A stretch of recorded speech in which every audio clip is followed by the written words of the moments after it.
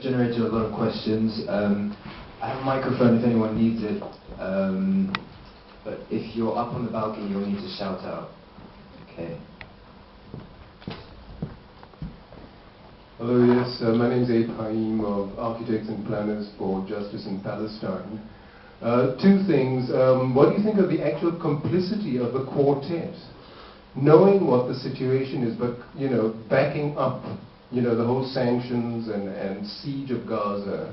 And each time you write to them, they say, oh, Hamas must recognize Israel. The whole jing-bang of what you've said. And also the fact that the Israeli soldiers were the ones that embedded and nested themselves in civilian houses and used civilians, to penetrate other houses and, bomb them. And, it was Israel that was using the Palestinians as human shields. Well, there are three things, I think, to say about the performance of the EU. The most obvious, and one which shouldn't consume more than a split second of time. It was wretched, it was cowardly, it was hypocritical, it was grotesque.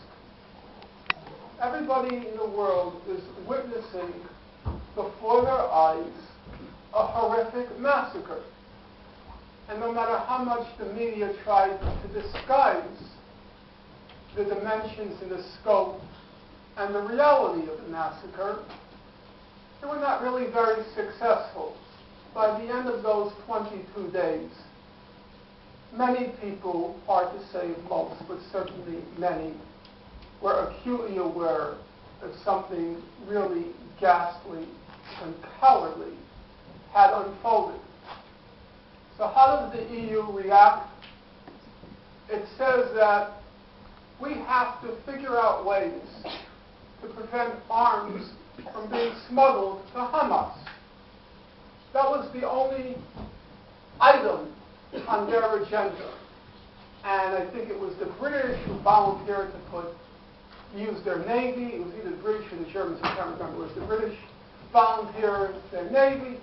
I have to savor that. Israel broke the ceasefire. Israel inflicted the massacre. And the only thing the EU thinks to do is to figure out ways to disarm Hamas. Not the perpetrator of the massacre, not the party that broke the massacre, but the victim. That's just grotesque. Fortunately, there are two other aspects. Number one, we do have to bear in mind that there is a distinction between the legal, juridical record of the EU and its practical, political one. I know that sounds like a lot of gobbledygook. Even sometimes I sound like a professor. It makes me very nervous. Basically, it means the Europeans are pretty tough on questions of law. When they're asked to vote on legal questions, strictly narrowly legal, they're quite good.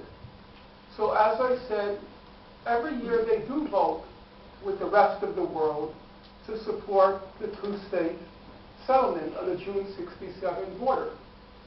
In addition, in the International Court of Justice advisory